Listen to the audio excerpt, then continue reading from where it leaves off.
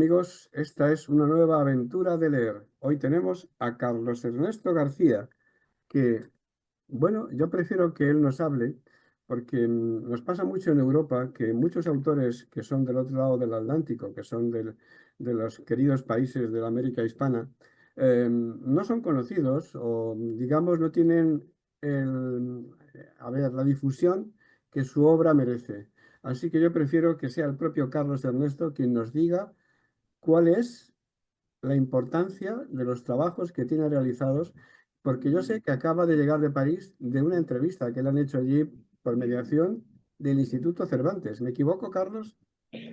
No, no, no, no te equivocas. Sí, ha sido una entrevista para Radio Francia Internacional en el programa que está conducido por Jordi Bataller, un catalán que lleva ya muchos años en París.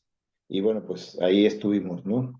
Estamos hablando de un poeta, escritor, productor cultural y corresponsal de prensa. Carlos Ernesto es autor de diversos libros de poesía. Ha recibido invitaciones de distintas instituciones académicas y culturales de Europa, de Asia, de América Latina y de Estados Unidos. Y ha participado en los festivales internacionales de poesía de Struga, en Macedonia, en Medellín y Barranquilla, en Colombia, New York, en Estados Unidos, Concepción, en Chile, Madrid, Granada, Zaragoza, en España y Lima, en Perú. Su obra poética aparece en numerosas antologías y ha sido traducida parcial o totalmente al inglés, al albanés, al neerlandés, al chino, al francés, al uzbeco, al italiano, al macedonio y al árabe, entre otros idiomas, digamos, de menos difusión. Su poesía se ha llevado al teatro, a la música, a la pintura, a la danza moderna y a la escultura. En 2019 se estrenó en Cataluña el documental A quemarropa al amor, del director Vicente Holgado, una película que se ha rodado entre El Salvador, Nicaragua y España. Esta pequeña reseña, Carlos, ¿cómo la ves? Para ampliar. Bueno, sí, para ampliar y mucho, porque hay bueno, decirte antes que nada que te agradezco mucho la invitación a esta emisión de tu programa, ¿no? Que para cualquier autor, ¿verdad? Siempre es importante porque es una manera de continuar proyectando su trabajo, ¿no? Por tanto, gracias. Y por otro lado, pues respondiendo un poco a tu pregunta, sí, es una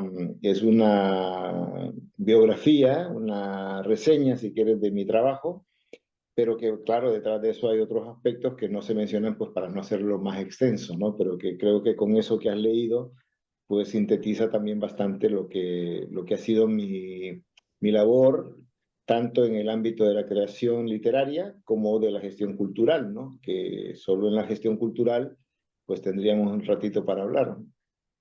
Pues sí, ciertamente.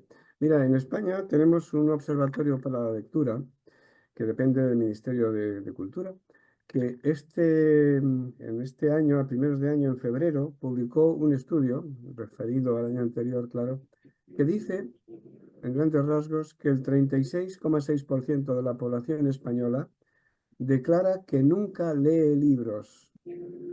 ¿Cómo se te queda el cuerpo a ti como autor?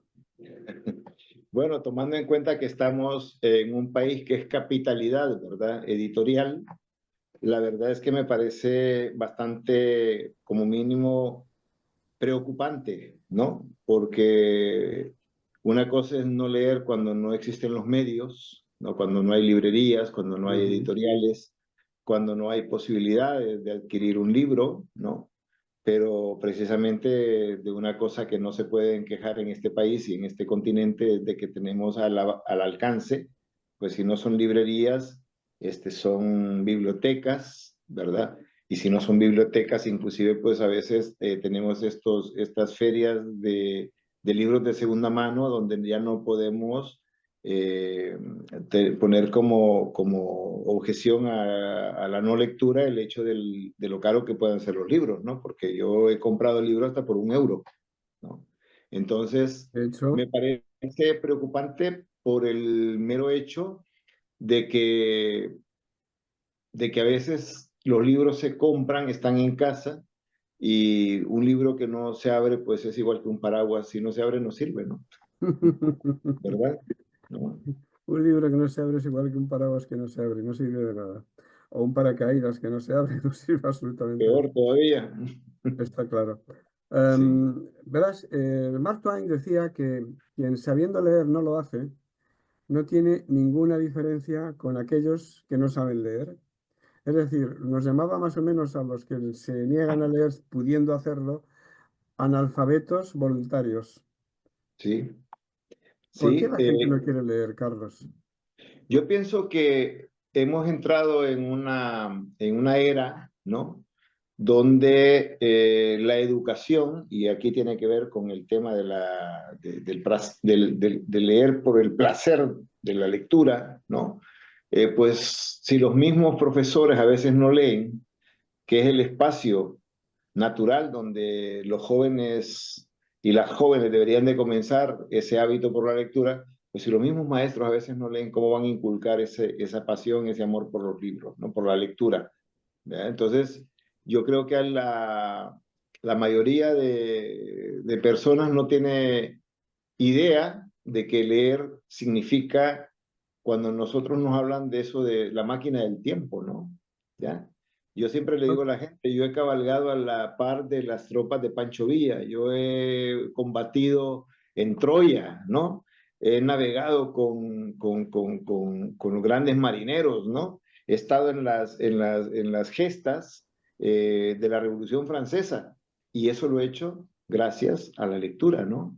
¿Verdad? Entonces, el no saber que los libros son grandes ventanas que se nos abren para ver el mundo y para ver no solo otros mundos, sino en la literatura futurista o en los libros de historia, porque pues yo no lo reduciría a la poesía y a la novela, ¿no? O al cuento. Yo creo que está ahí los libros de historia, ¿no? Apasionantes. Yo recientemente estaba leyendo Vida y Destino de Vasily Grossman, ¿no? Y gracias a esa gran novela de Grossman, pues he podido, ¿verdad?, ir conociendo cuáles fueron esos días de la gran batalla de Stalingrado, por ejemplo, ¿no? Eh, y he podido soñar, he podido, como repito, a caminar en otros tiempos por otras calles y una de las sensaciones que todavía guardo así como muy presentes es cuando yo a los 20 años me dediqué a leerme pues todo lo que pude sobre los clásicos de la literatura rusa del siglo XIX, ¿no? Entonces yo andaba por las calles y tenía la sensación de que pues andaba por esas ciudades que me contaba Tolstoy, por esas ciudades que me contaba Dostoyevsky, ¿no? Y tenía esa sensación en el cuerpo, ¿no? ¿Verdad? Entonces yo creo que además quien lee, quien consume en el buen sentido de la palabra, ¿no? Arte y cultura, quien va al teatro, quien va a los conciertos de música, pues hombre, la verdad es que es una persona que aprende a gestionar sus emociones, ¿no? ¿Verdad? Y eso es importante, eso no es cualquier cosa. ¿Cierto? Tú tienes una extensa y dilatada labor de escritor. ¿Qué hay de autobiográfico en tu propia obra? Bueno, fíjate que es inevitable que esa parte autobiográfica se refleje en la obra, en mi obra, ¿no? Yo bueno, no puedo hablar de la obra de otros, que también lo he visto, pero yo siempre digo que aquello que escribo es producto de una experiencia personalísima, ¿no? ¿Verdad? Por tanto, eh, la cuestión está en que aquello que has vivido, por eso yo le digo siempre a la gente cuando me pregunta, oye, ¿yo qué puedo hacer para escribir? Yo le digo, viaja hacia el interior de ti mismo, ¿no? Ahí Entiendo. tienes toda la literatura que necesitas, ¿verdad? La buena y la mala.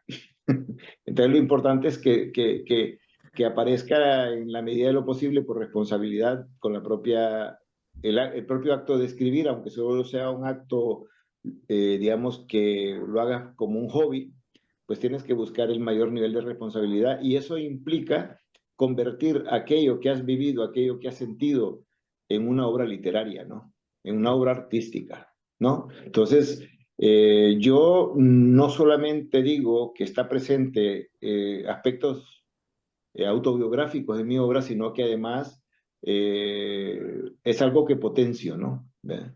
Siempre buscando, digo, que eso que yo voy a transmitir tenga un nivel literario, ¿no? Por ejemplo, hay gente que te dice, oye, yo tengo una gran historia, mi vida es para hacer una novela, ¿no?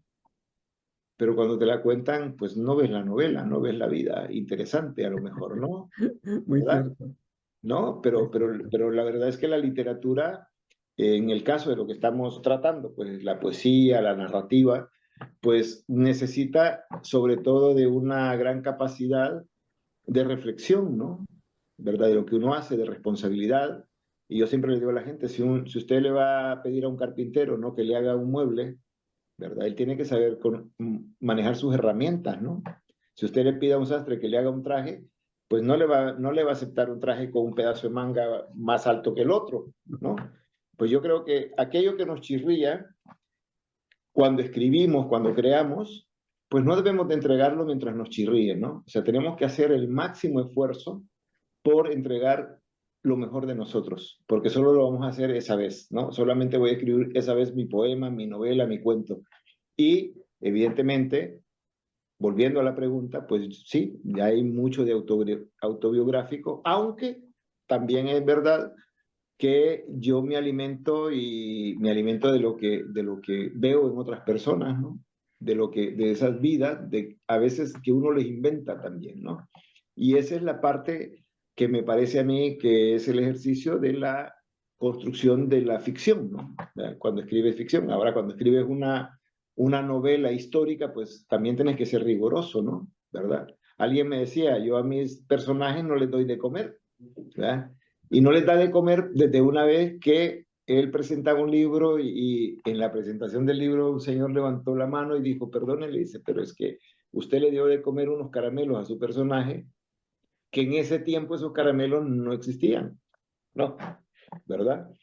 ¿Ya? Cierto. Y como era una novela histórica, ya, él se dio cuenta de repente de que había metido la pata, porque efectivamente cuando fue a buscar esos caramelos no se fabricaban en esa época, ¿no? Como él creía, ¿no? Entonces hay que tener, entonces, por ello a mis personajes no les doy de comer, ¿no? Bien. Sí. Fíjate que como poeta, estoy seguro que tú tienes un poemario que te gusta más, no que los demás te gusten menos, sino que este te gusta más. No sé si me explico. Yo creo que ningún escritor desprecia la obra que tiene, pero hay una siempre, o dos, que les parecen como más interesantes. A mí me gustaría que nos hablaras de esa obra y que nos leyeras, si fuera posible, pues algunos poemas, dos, tres poemas de ese poemario que es el que más te gusta. Sí. Bueno, a ver, con respecto a eso, yo recuerdo que tuve la oportunidad, fíjate, si me permites, ¿verdad? Tuve la oportunidad de estar en casa de un poeta que tenía una obra importante, ¿no? En bellas ediciones. Estoy hablando de Juan Gil Albert, ¿no? Ese poeta valenciano, ¿no? Sí. Que formó parte también, como saben o sabes, de esa generación del 27, ¿no? Aunque no está exactamente incluido en ella, pero formó parte. Y, y me decía que lo que él quizás más le entristecía a esa edad ya en que ya ni escribía, ¿no? Es que él dudaba que hubiera alguien que recordara un poema suyo, ¿no? Ajá. Sí, ¿Verdad? sí. Y me estaba hablando y estaba mirando aquellas bellas ediciones de sus libros, ¿no? ¿Verdad? Pero sin embargo, él se fue con esa sensación de que nadie, que su nombre es conocido, es un poeta importante. Dice que mi obra ha servido pues como base de estudios pues académicos, ¿no? Pero el que no recordaran un poema suyo, eso le causaba una enorme tristeza después de una obra tan vasta, ¿no? Es Eh, normal. yo te puedo decir que mi obra no es una obra vasta, de hecho se resume en 3 libros que he escrito a lo largo de mi vida, ¿no? Eh, pero sin embargo puedo decirte que hay ciertos poemas míos y en especial un poema que, me gusta, que les voy a leer, ¿no? que se llama Yo no tengo casa, ¿no? Ese poema tiene una pequeña historia que, si me lo permites, me gustaría también comentarla, porque yo he sido de revisar mucho, ¿verdad?, mis poemas, de darle vuelta y de publicarlos, porque, como decía Alfonso Reyes, publicamos para no pasarnos la vida corrigiendo, ¿no? Es por eso publicamos. Si no, pues un libro, un poema, pues pasarías revisándolo mucho tiempo, mucho más tiempo, ¿no? Fíjate que este es el único poema que yo lo escribí y nunca lo he tocado, pero ni en una coma, ¿no? Y sin embargo, a diferencia de poemas que he trabajado mucho, que, bueno, no me puedo quejar, se conocen también, ese es el poema más conocido, ¿no?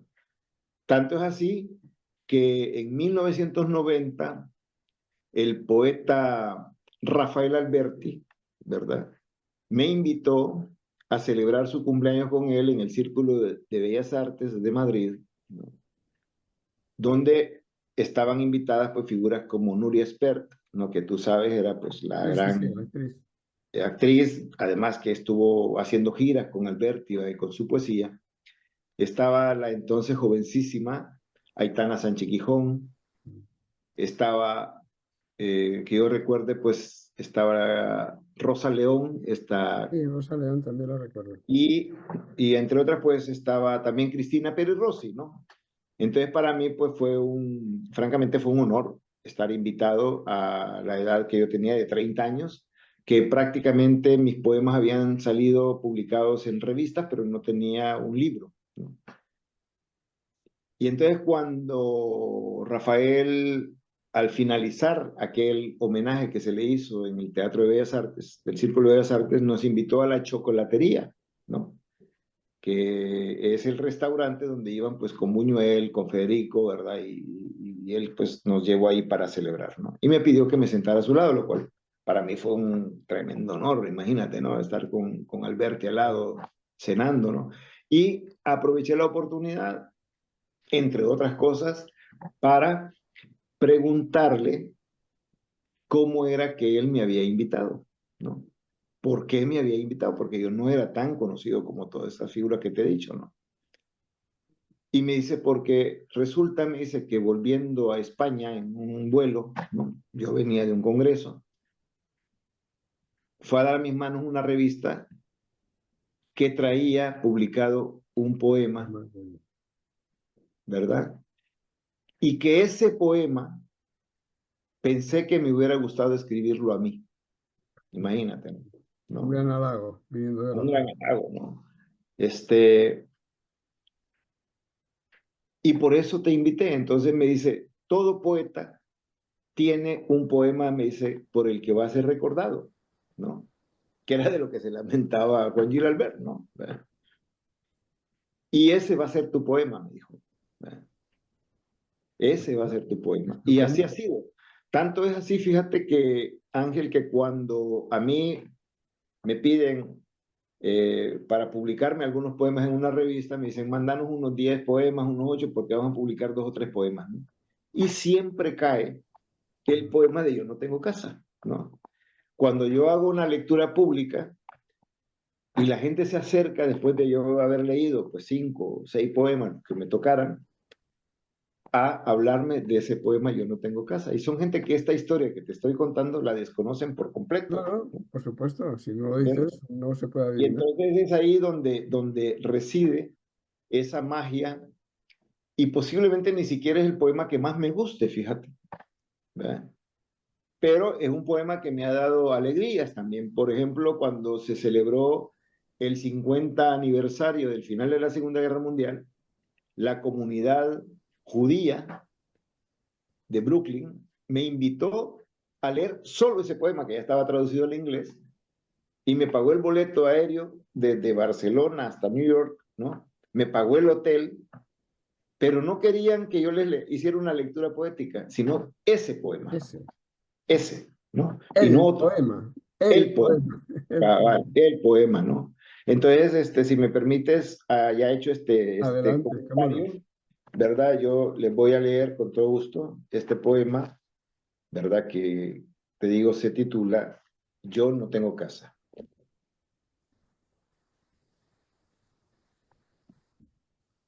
La mitad de lo que amaba ya no está conmigo. Unos, casi todos, se han quedado. Otros simplemente partieron. Mi hermano urgentemente me escribe desde México. La casa se derrumba, hay que venderla y pienso, ¿es que aún tenemos casa? Mi padre se quedó sin comprarse aquella camisa o aquel pantalón que tanto le gustaba, sin ir al cine los domingos, sin viajar al país con el que tanto soñó y se conformó con visitar un parque en donde mirarle el rostro al caballo y al general que lo montaba en una estatua. Todo por comprarnos una casa, una pequeña y modesta casa donde vivir y a la que hoy solamente se le ocurre derrumbarse. Por mí que se derrumbe si quiere, si la mitad de lo que amaba ya no está conmigo, si los niños no se amelcochan frente a la ventana y si a mi hermana se le quebró la sonrisa frente al espejo, aquella terrible noche de junio antes de la tormenta y el canto del gallo. Si el llanto metálico de un niño no me provoca una tremenda ternura que haga nacer una canción de amor entre mis manos, por mí que se derrumbe y que vuelvan a construir un día si quieren, pero será sobre cenizas. Mi voz no vibrará más en sus paredes. Tus cartas de amor, Mariana, no llegarán con su olor a perfume hasta mis manos. Al caer la Navidad, estaré siempre lejos. Y solitarias habitaciones poblarán la casa que, según cuenta mi hermano en su carta, ya perdió sus primeros cristales. Está bien que se derrumbe si quiere. Si es así, olvidarla será mi venganza, porque yo hace tiempo, mucho tiempo, que no tengo casa. Gracias. Bueno, ese es el No poema. tengo casa. Fíjate que la metáfora es curiosa, porque sí, que se derrumbe si quiere, porque para mí ya no, como si no la tuviera, como si no estuviera. Claro, He perdido sí, todo lo que me interesaba, ya no tengo casa. Me parece sí, magnífico. No me extraña que te lo pidan y te lo pidan y te lo pidan. El poema. el poema. Vienes de París, hace poco has llegado de París, como comentábamos antes. Y Sí, verás, otro poeta español, el romántico del siglo XIX, Mariano José de Larra, a la sí. vuelta de París, de un viaje que hizo a París, llegó a Madrid y dijo, Boh, nada que ver, un escritor en Francia es reconocido, es admirado, tiene el reconocimiento, digamos, incluso el respeto de la población. Aquí dicen de mí, de él mismo, decían, no es mal chico, pero es poeta. Bueno, es que Sí, ser poeta ya en sí mismo se ha convertido en un ser sospechoso, ¿no? sí, sí, sí, ya es, ya algo tendrá cuando es poeta, ¿no? ¿Y Sí. qué saca con esto? Porque fíjate, Larra acabó diciendo que escribir en Madrid, se refería a Madrid, lógicamente a toda España, es llorar, comparado con lo que es escribir, por ejemplo, en el país vecino, ¿no? Tú que vienes de ahora de París y has hecho el mismo viaje que Larra, ¿consideras que escribir en España sigue siendo algo así como llorar?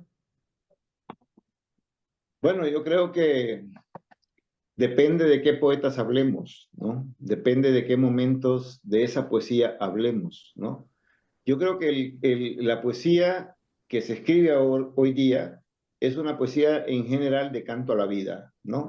Pero ha habido una poesía en el que se le ha cantado no para celebrarla a la muerte, ¿no? Porque este es un país de muchos muertos también, es un país de mucho dolor, es un país que ha pasado, pues, por las venas de la poesía de Miguel Hernández, ¿no? Que es mi poeta favorito, ¿no? Sí, Independientemente, pues, de que también sea León Felipe, ¿no? Otro de mis grandes León poetas, Felipe también, un gran... ¿no? Y más, como más contemporáneo, un José Hierro, ¿no? Un panero.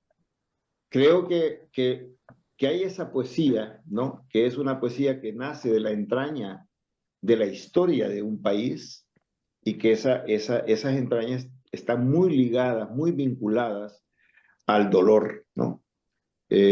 Yo difícilmente, y lo venía, fíjate, pensando esta tarde, ¿no? A mí que no me pidan poemas alegres, ¿ven? Porque sería incapaz de escribir un poema alegre, no porque no crea en la alegría y no porque no crea que tenemos que celebrar la vida, ¿no? Pero tenemos que celebrar la vida mirándola desde las entrañas mismas de la muerte, del dolor, y del dolor de los que son la mayoría, que son los desfavorecidos, ¿no? ¿Ah? Sí, Porque sí, realmente esa realidad que a mí me venden a veces a través de la poesía, en donde todo es delicias, no la reconozco, ¿no? No la reconozco en mí, no la reconozco en mi propia obra. Por ejemplo, yo decía antes, yo tengo tres vertientes, ¿no? La poesía, no sé si lo dije antes, pero mi poesía tiene tres vertientes: la poesía amorosa, sí, la poesía de viaje y la poesía testimonial, ¿no? Y un 80% de la poesía que yo escribo es una poesía testimonial, ¿ya? sí, Que me conecta directamente, no solamente con mi historia salvadoreña, sino con mi historia como salvadoreño fuera de El Salvador, ¿ya?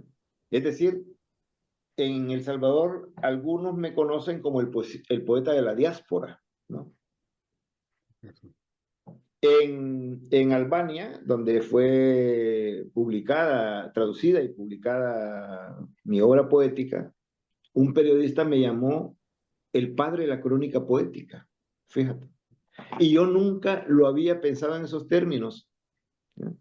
Pero realmente no soy yo el que me lo dice, el que se lo dice a sí mismo, es alguien que me lo dice, ¿no? Es alguien que descubre esa vocación de contar lo que ha sucedido y de hacerlo a veces en forma de crónica, ¿no? ¿Verdad? Entonces, si tú eres cronista de tu tiempo, lo hagas a través de la novela, lo hagas a través de la poesía, lo hagas a través del teatro, incluso de la pintura, ¿no? Sí, Si eres artista o escritor de tu tiempo, vean, el tiempo que a mí me tocó vivir como salvadoreño, que fue hasta la edad de los 20 años en El Salvador, fue sobre todo en la década del 70 un periodo de mucho dolor, ¿vean? Un periodo de luchas sociales, un periodo también de, de una casi una fe, casi una fe muy religiosa, ¿no? sí, ¿Verdad? Ahí nace, en El Salvador, en ese periodo, nace lo que nosotros hoy día conocemos, no porque naciera en El Salvador como un movimiento, eso nace en Medellín, ¿verdad? La teología de la liberación. sí, sí, de acuerdo. Es, es, me tocó vivir la década de la persecución a una iglesia preferencial por los pobres. Me tocó vivir como adolescente el asesinato de varios sacerdotes Sí, y jesuita, de del acuerdo. propio Monseñor Óscar Arnulfo Romero en 1980, ¿no? Entonces, o sea, cuando tú has visto esa vocación, ¿no?, de servicio, esa vocación eh, en los revolucionarios que soñábamos, incluso puedes decirlo de manera inocente, ¿verdad?, con un mundo mejor, yo digo que los héroes son los que ya no están, ¿verdad?, ¿no? Y a Como esos héroes le canta mi poesía. el Yacuría, por ejemplo. Ignacio de Ayacuría, yo conocí a Nacho lo conocí en Barcelona precisamente porque él acababa de recibir aquí de manos de Pascual Maragall, ¿no?, Mm, la orden Alfonso Comín, ¿verdad? Y recuerdo bien que cuando él decide irse a El Salvador en plena ofensiva del 89, ¿no?, todas las personas que estábamos en ese momento le decimos, no vayas, que te van a matar. hay riesgos, Y sí. él no se lo creyó. No, Él creyó que desde esa posición de un sacerdote de la UCA, ¿verdad?, de la Universidad Centroamericana, pues la vida de ellos iba a ser respetada. Es más, él creyó que podía mediar entre Cristiana y el presidente, el ejército y la guerrilla. ¿verdad? Y yo recuerdo todavía que acababa de sacar en ese momento una revista que se llamaba Chivalba de Cultura, ¿no? Íbamos hacia nuestro segundo número,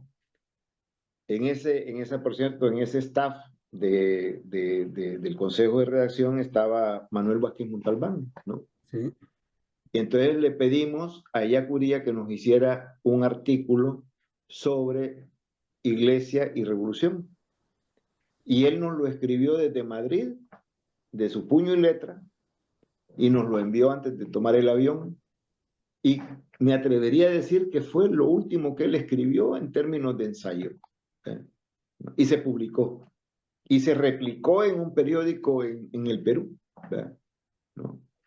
Es decir, esa es la historia de donde yo vengo, Ángel, ¿verdad? Y en la que yo estoy en mis escritos. Por eso yo siempre digo que mi poesía la he escrito con las palabras del pueblo, ¿verdad? Las que me dio a mí el pueblo, ¿no? Pero me lo dio no solo en palabras, sino también en ejemplos, ¿no? ¿Ya? Independientemente de lo que podamos pensar que han sido esos procesos revolucionarios fracasados en su mayoría, ¿no? Pero eso es otra cosa, ¿ya? Lo que yo tengo en mi obra poética a nivel de testimonio es ese proceso dentro y fuera de El Salvador, pero dentro del proceso de lucha social. Fíjate que te voy a pedir, si eres tan amable, de leer otro poema. Va. Pero esta vez se los voy a hacer, les voy a leer esa otra vertiente de un poema amoroso, ¿verdad? Adelante. Se llama Primer beso. Primer beso. A una muchacha cuyo nombre no recuerdo. Cuando te besé, fue en casa de una amiga tuya que me gustaba. Era la primera vez que te besaban. Sentí tu cuerpo temblar contra la tierra. Nunca más volví a verte ni besarte, pero cuando te recuerdo, no sé por qué, aún siento tu cuerpo temblar contra la tierra. Gracias. Gracias, Ángel. Es muy frecuente encontrar un primer amor, un primer destello, una primera pasión, una primera atracción y que luego nunca más vuelves a ver, pero que la recuerdas con esa nostalgia, ese cariño, esa ternura que tú has expresado en Pues sí, tu... es que para eso sirve la memoria, ¿va? Sí, sí, ¿No? para eso está, para eso está. Sí. ¿Cuál es el proyecto que tienes ahora en mente, Carlos? Mira, a ver, yo en este momento estoy a caballo, no sé si se entiende esto Sí, sí, entre entre una cosa y otra. México, entre México y España, ¿verdad? En México, pues he tenido la suerte, ¿no? Porque también influye la suerte en algunas cosas que uno hace.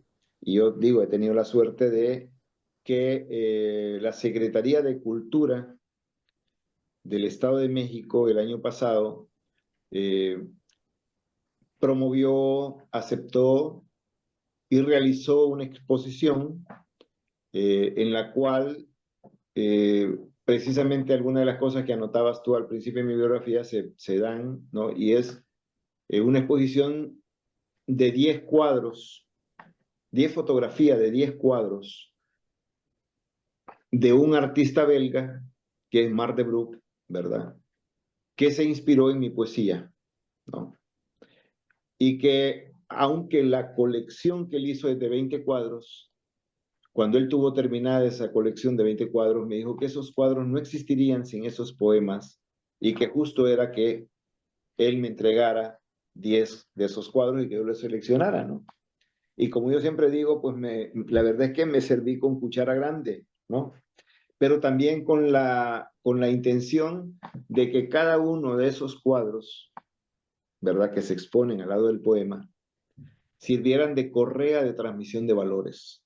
Y entre esos valores está el de la memoria histórica, ¿no? Por tanto, cuando yo tengo esos cuadros, cuando esos cuadros, esa exposición es visitada por estudiantes o público en general, a mí me permite hacer un recorrido, ¿verdad?, por la historia de El Salvador, a través de esos cuadros y esos poemas, ¿no?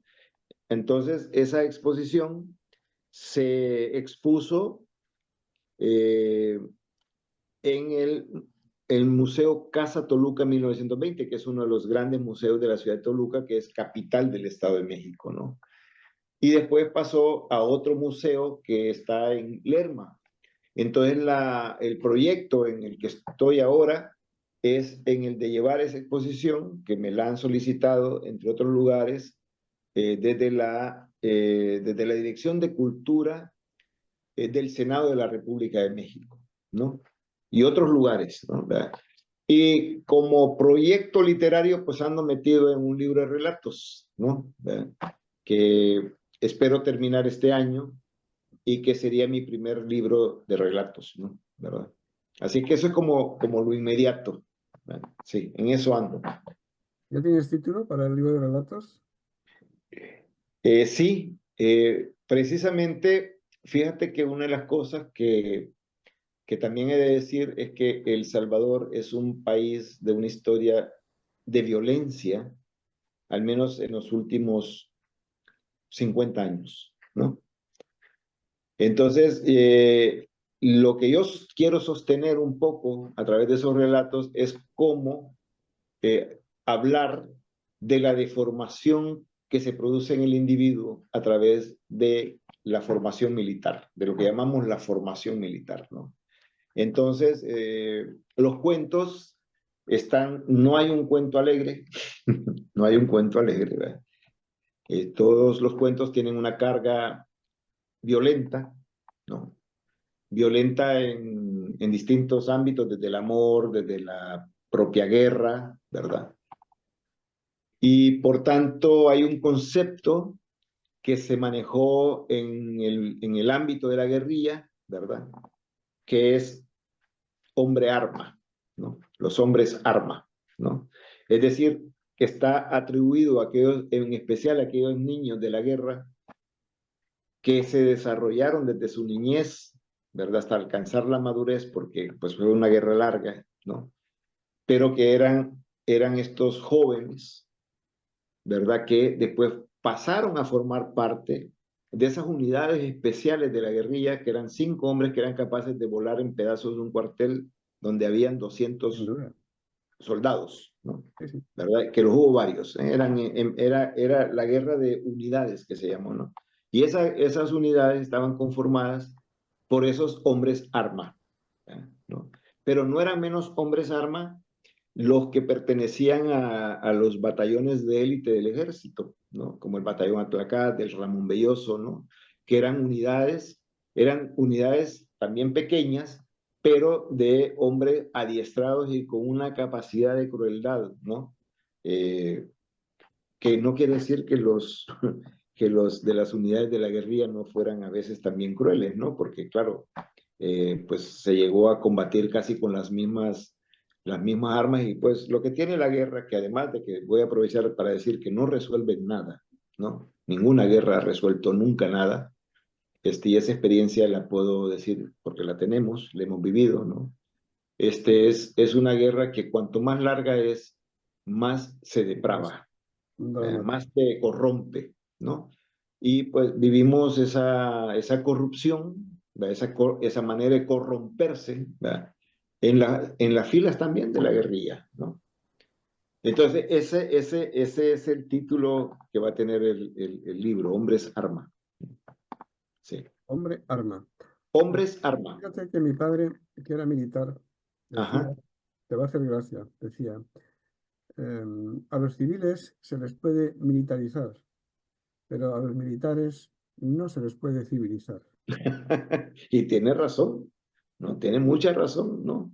De Sí, hecho, de hecho, fíjate que, entiendo que era una autocrítica, porque claro, ya sabes que la milicia exige una obediencia ciega, un claro, no discutir las órdenes, un sí, haz lo que sea porque te lo digo yo, etcétera, el seguimiento, el escalafón, el mando, etcétera, ¿no? Entonces, en ese pero sentido es lo que decía, no se les puede civilizar, pero a los civiles sí se les puede militarizar. sí. Pero fíjate Ángel, que Eduardo Galeano contaba una Mm. historia de un militar franquista, ¿no? Que una noche se quedó leyendo a César Vallejo, al Ah, poeta peruano, sí. y al día siguiente fue y dimitió del ejército. Y era un militar de alto grado, de Otro alta lado, sí. graduación, de alto Sí, rango. no era un suboficial ni No, no, un... no, era un militar de alta graduación, ¿no? ¿Verdad? O sea que la poesía también puede, en algunos casos, ejercer una gran influencia sobre las conciencias humanas, del ser humano, ¿no? Ya, ¿Verdad? aparte de León Felipe, te has quedado con todo, pero nos queda la poesía, ¿no? Y, Claro. y también Goytisolo cuando hablaba de aquello de la poesía es un arma cargada de futuro o algo así. No sé si Ese de era Celaya, no, Gabriel Zelaya. de Celaya, sí. Eh, Gabriel Zelaya. bueno, es que bueno, los poetas, digamos, comprometidos, es una forma de Ujú. decir que no admiten el statu quo. Los poetas comprometidos, pues lógicamente tienen que denunciar ese tipo de cosas, ¿no? Claro. Por favor, un tercer poeta y Sí. un tercer poema. Oh. Ujú.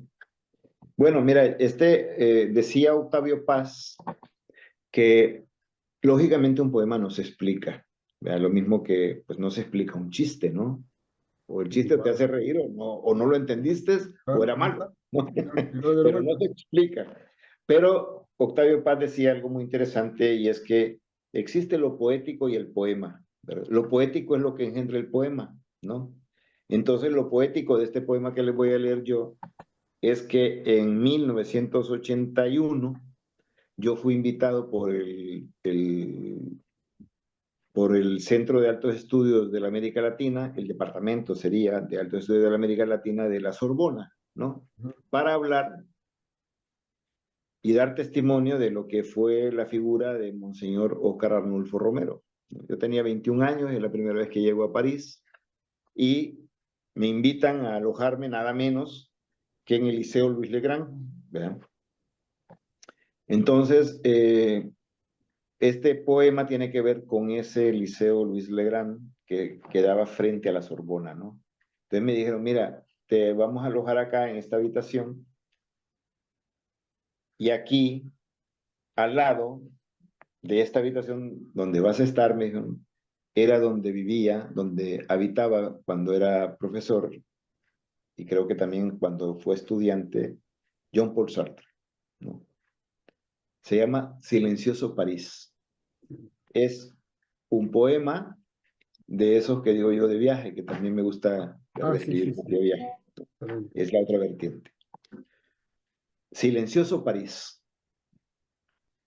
El silencio se apaga por un caminar que asoma, rompiendo la quietud en los pasillos. Podría ser cualquiera de sus viejos clientes, por ejemplo, Robespierre, Víctor Hugo, Voltaire, el marqués de Sade o Baudelaire, Olivero Girondo o Molière. Pero me pregunto, ¿y por qué no algún otro estudiante rebelde de Luis de Legrand caído en la guerra? Si uno se asoma a la Rue Saint-Jacques, su nombre seguramente puede encontrarlo inscrito en la interminable lista a la entrada del liceo.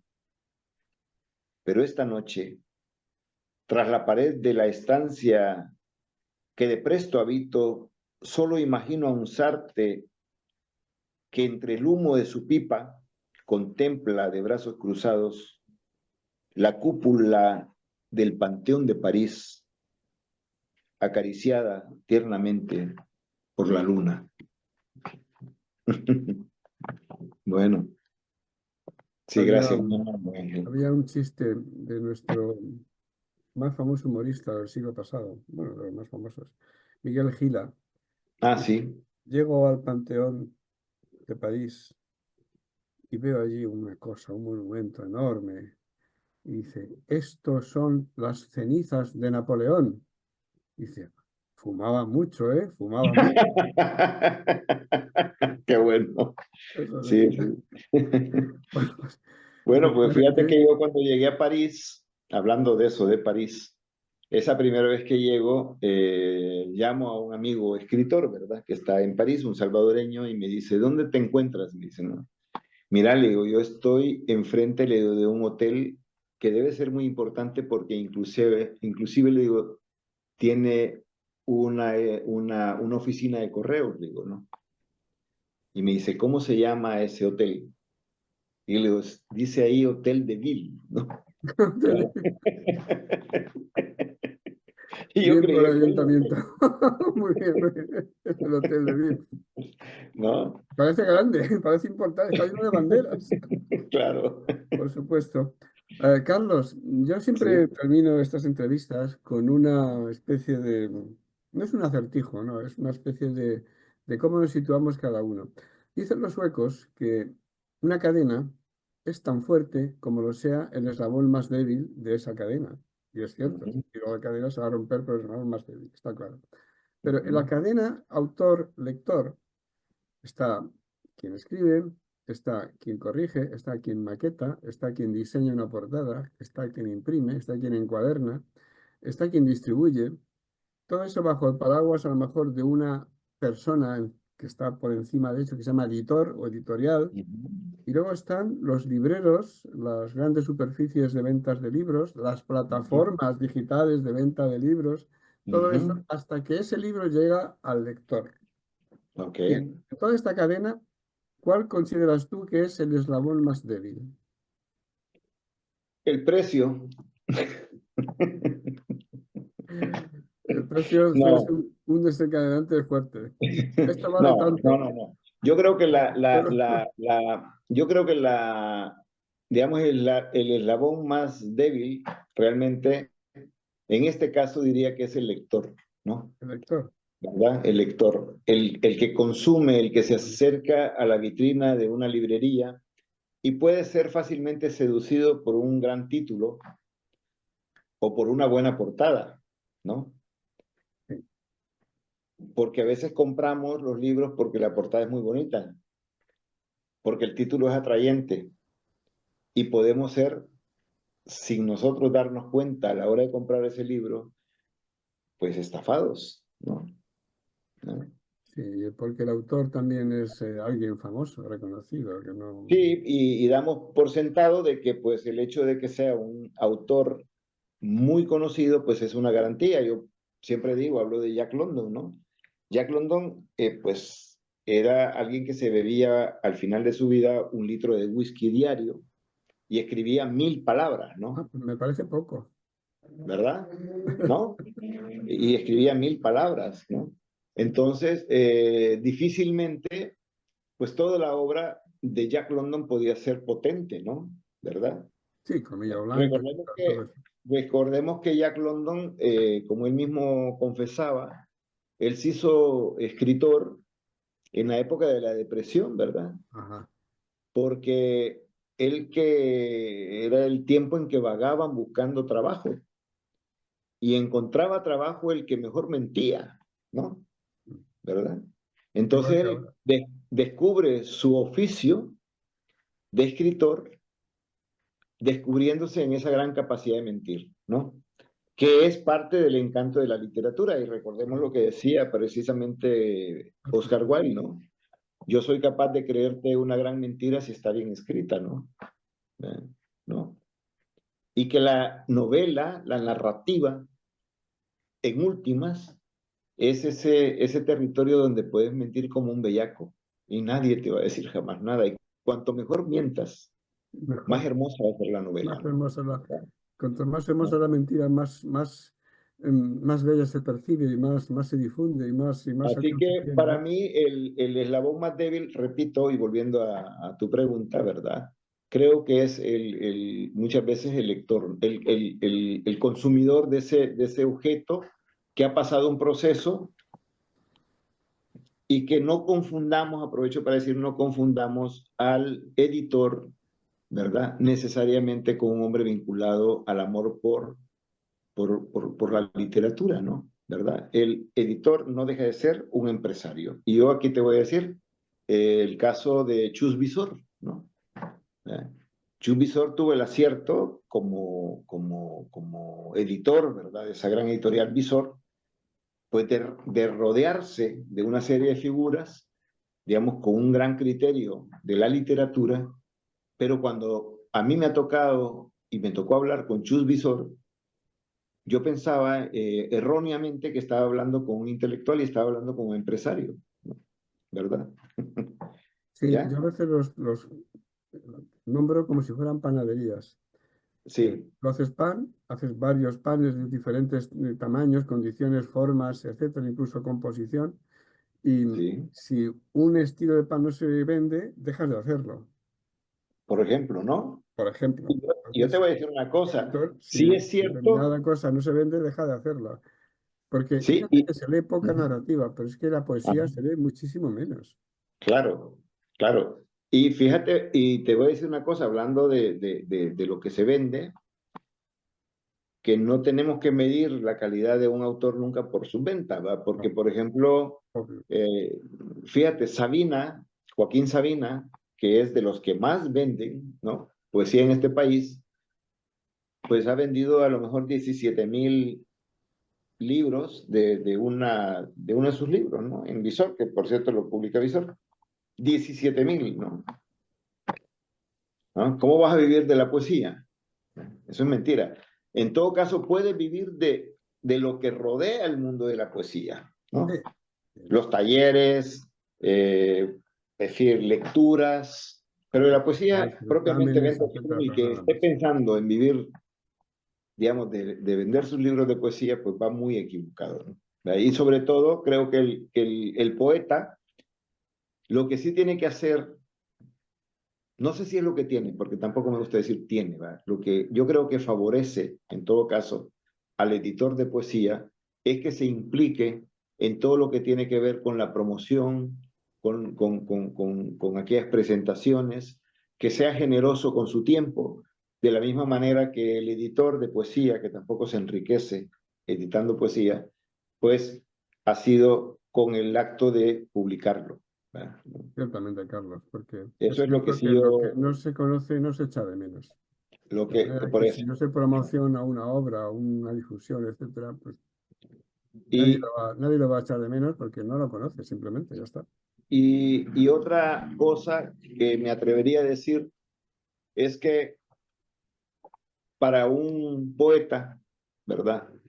Sí, para cualquier autor de una obra, ¿no? No solo los poetas, pero es importante la figura del editor, como la es la del librero. Yo he sido las dos cosas, ¿no? He sido las dos cosas. Y yo te puedo decir de que como librero, el hecho de colocar un libro en un lugar u otro marca una diferencia Una para la lectura venta de u esa otra, obra, ¿no? ¿Sí? Entonces, que cuando un librero, que es un librero de raza, como lo puede ser un escritor o un editor, ¿no? Que no todos son de raza, ¿no? Pero cuando es de raza, yo voy a las viejas librerías, fíjate, donde el editor, donde el librero, en cuanto me ve cruzar la puerta, ya sé que me va a hacer una buena recomendación, ¿no? Me va a decir, mira, has visto este libro y ese es el librero de verdad, ¿no? No esas grandes librerías donde tú andas con tu carrito como en el supermercado, pues agarrando cartones de leche y de jugo de tomates, ¿no? Y metiéndolo al cesto sin saber qué estás llevándote, ¿no? Entonces yo desde este espacio donde me has honrado, ¿verdad? Invitándome, quiero agradecer y quiero felicitar a esos grandes editores y a esos grandes libreros que son la base fundamental para que nuestros libros puedan llegar al público, ¿no? efectivamente. Y esas ferias de libros, y esos certámenes, y esos simposios, y eso, todo eso. Todo eso Y eso es contribuye, ¿no? importante, sí. Pero también digo, para los que escriben poesía o escriben narrativa, que mientras estén escribiendo jamás se les ocurra pensar ni en el editor ni en el librero y mucho menos en el posible consumidor de su obra. Que piensen solo en el libro. La trama, el Claro. personaje, y ya sea, acción, nudo, desenlace, y que el desenlace sea lo más original posible. Eso sí, Correcto.